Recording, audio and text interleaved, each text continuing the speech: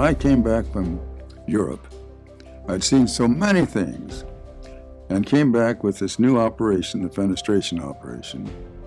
And my practice just boomed because I was the only one that had the ability to do this operation. We had all these patients coming through. So one of them happened to be by the name of George Eccles from Salt Lake City. Went home hearing, throwing away his hearing aid. So he called a friend of his, Jean Witter, and said, get your daughter right away down to see Howard House. She goes to the hospital, operate, go back to San Francisco hearing. Thrilled to death. Witter sent down $10,000, and George Eccles matched it. So $20,000 in 1945 was a lot of money, you see. And so the Institute first started with just a little desk and a half-time secretary. And to see where it's grown today seems unbelievable to me. As a matter of fact, I just have to pinch myself to even believe it's true. Well, as I look back, part of my life, of course, my baby has been two things. The care of patients and the things we've been able to do with the Institute in the way of research. I've always felt that it doesn't do any good to do all this research unless you teach. I love the work I'm doing, but it's pleasure, it's joy to help people. So the future's bright, very, very bright, and it's going to be wonderful.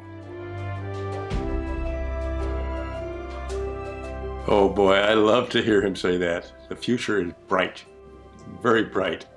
And you know, the future was bright. You said that in 2003, just a few months before you passed away at the age of 95. It's just amazing all of the accomplishments that we have been able to accomplish thanks to you and the establishment of the House Ear Institute and Foundation 75 years ago. It's an amazing story. Since then, we have educated 40,000 physicians from around the world and around our country. They're always welcome with open arms. We invite them to go to the operating room with us. We put on conferences for them, and we ask them to come to the office and watch the way we handle some of our patients. So Howard House's vision for the Institute is education and research. And as he has always said, it doesn't do any good to research it if you don't share it and teach others. And so that is what the Institute's mission was and continues to be for the future.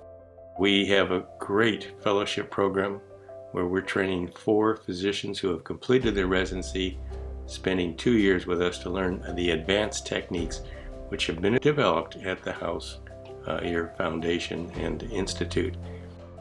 For example, taking out acoustic aromas safely. Cochlear implants. Hundreds of thousands of patients now around the world have had their hearing restored from being deaf, not hearing with hearing aids, and to be able to use an implant. That was all developed here, and we're continuing this research. We've also had the opportunity to work with hearing aids to develop better hearing aids.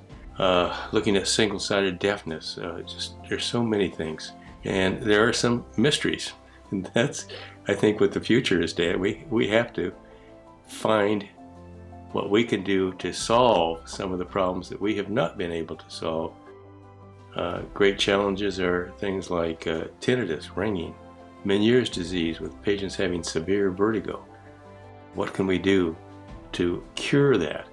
How can we improve patients with sensory neurohearing loss? Are we going to be able to regenerate hair cells? If we could accomplish in the future what we've accomplished in the past, that would be a dream come true.